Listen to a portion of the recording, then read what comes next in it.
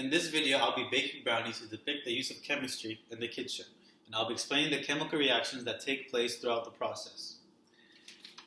Now to start off, I'll be numbering out the ingredients that I'll be using to make these brownies. I'll be using some all-purpose flour, iodized salt, a bag of cocoa powder, baking soda, some pure cane sugar, extra virgin olive oil, a few eggs, and water. Those are the main ingredients. Now I'll be using an 8x8 baking dish to bake the brownies once they're mixed. And I'll be using two mixing bowls, a medium size and a large size mixing bowl to get all the ingredients mixed together. And I will show you later on why I'll be using two different mixing bowls. Now, to start off this whole process, I'll start by preheating my oven to 350 degrees Fahrenheit so that it be heated up and ready once I have all the ingredients mixed out and ready to bake. So while the oven is heating, I will start by mixing the ingredients in the medium-sized mixing bowl. First off, I will start by taking the pure cane sugar. I'll add a cup and a half by using the measuring cup. I'll use a cup and a half of the pure cane sugar. Now, the sugar in this process is used because sugar is, once it becomes melted, it adds the lightning texture to the baked goods. It contributes to the crust formation at the top because of the caramelization that occurs on the surface of the brownie. Now, once sugar is baked over 300 degrees Fahrenheit, or about 300 degrees Fahrenheit, it becomes a very strong variable in the thickness and crustiness of the baked goods. Once I've got the sugar added, I'll go ahead and add 3/4 of a cup of all-purpose flour,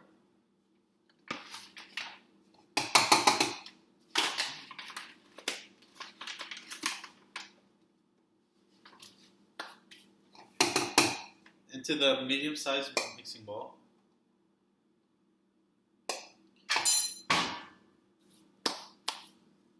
Now, flour contains proteins. Now, flour is needed for the structure of the baked good. Flour contains multiple proteins that, when mixed with water, forms what we know as gluten.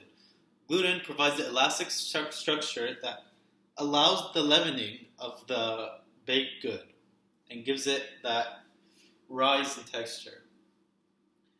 Now, moreover, we're going to be adding 1/8 of a teaspoon of baking soda, which is known as, or formerly known as, sodium bicarbonate. Now, sodium bicarbonate is a basic white crystallized powder. It's an alkaline. It's known that it reacts with acid, so because it's a base. But in the absence of a base, it is known to give a thicker race to the brownies and give it a good leavening effect, more like a bit more extreme than that of the flour. So give those nice big brownies. And then I will add 3/8 of a teaspoon of salt.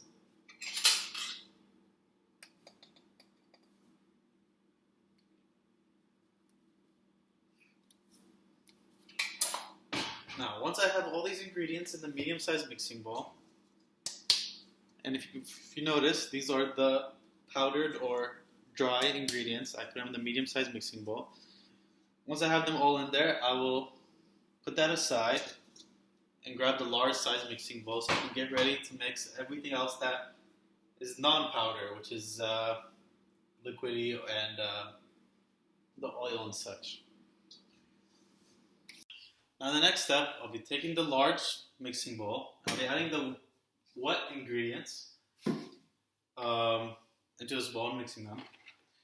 First, I'll start off by adding 2 large eggs. Tap till they crack right there. That's the first egg. Dispose of the shells. That's the second egg. Once I've got the eggs in there, I'll go ahead and add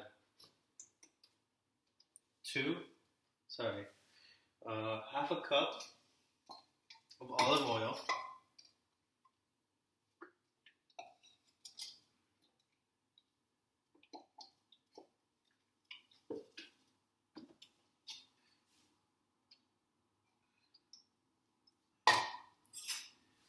And 2 tablespoons of water for the moisture. Now, once everything's added into the large mixing bowl, I'll use a whisk.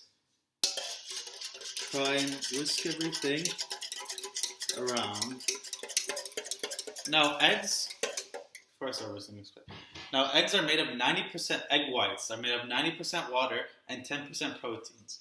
Now, these proteins contain amino acids. Some of these amino acids are hydrophilic and some are hydrophilic, which are attracted to water. Now, as I beat the egg with the whisk, and it allows air to flow within the mixture. Now, whisking the egg allows the water molecules and egg white proteins to bump around with each other, switching positions. Now, the water molecules are attracted to each other and to the hydrophilic amino acids of the protein of the egg whites. While all these molecules are trying to get close to each other, the water molecules with each other and the hydrophilic amino acids, they will become crowded with the egg proteins. Now, the water molecules are then forced apart by the proteins, especially like all of them coming together, and the hydrophobic amino acids force the water molecules apart, creating a film of bubble. Now, this film of bubbles also increase once we whisk. As I said, it adds air into the mixture, and it will give us this nice bubbly solution. Now, the air bubbles help with the baking with the texture of the brownies. Now, I'll be whisking this for a few minutes so I'll see there's a good amount of bubble film. Once I have a nice bubble film, you can notice a nice bubble film around the egg yolk after whisking. I'll add the dry mix that I had earlier, on top of this wet mix. Try and sprinkle it on.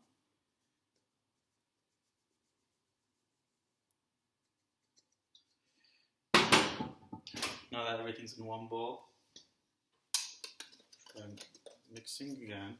It'll be a little thick, but that's fine.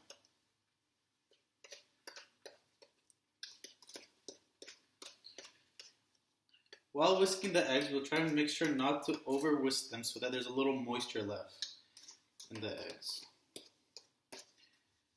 Now, finally, on top of all this, I'll be adding the cocoa powder. 1 bag of cocoa powder. Give that chocolatey brownie taste. And mixing it for one final time.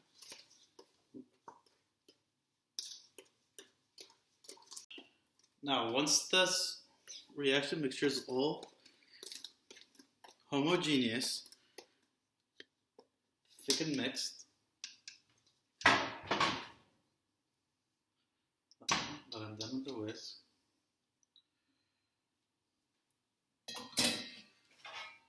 I'll be grabbing the baking dish and just pour out all that we've mixed.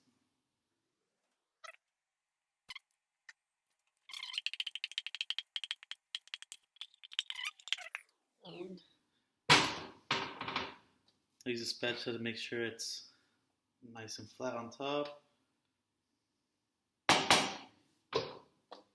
Alright, now that it's placed in the baking dish, I'll just last step, just throw it into the oven the oven that we've had preheated for a while now on 350 degrees. And let it bake for 45 to 50 minutes. Now, the reason this reaction can be heated on lower than usual heating temperatures on an oven, for example, this could be used to 325 to 350 degrees Fahrenheit, is because due to the high percentage of fat present and the large amount of sugar in the reaction mixture. Now,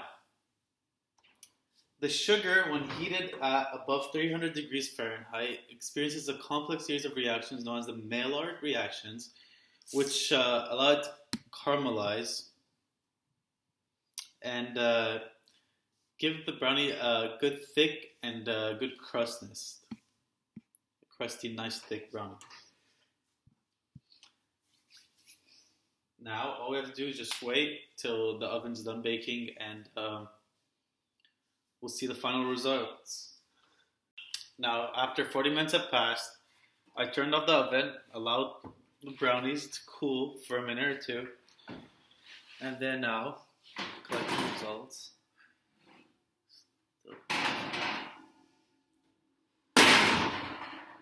And the result, our brownie, seems pretty soft. Let's test out the texture. As you see, it's crunchy on the outside, crust, and it's pretty soft on the inside. Not too soft though. Now, all in all, the process of baking these brownies was a chemical and a physical reactions that were involved. As mentioned earlier, a few chemical reactions that were involved are in flour. When mixing flour with water, the proteins in flour and the amino acids, the hydrophilic and hydrophobic amino acids in the proteins, interact with the water molecules and help the water molecules separate, or force them to separate, and cause a bubble film when there's addition of air when we were whisking.